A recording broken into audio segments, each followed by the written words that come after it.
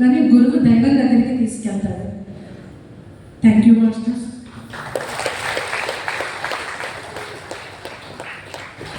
Okay అండి, మరి స్వామివారికి మనం సిరి సత్కారం చేద్దాం. సో వాళ్ళ అబ్బాయి అమ్మాయి విజయభాస్కర్ అండి, కోడలు అబ్బాయి. మ్యూజిక్ ప్లే చేయండి, గట్టిగా క్లాస్ కొడదామని. ఇప్పటి వరకు మనకు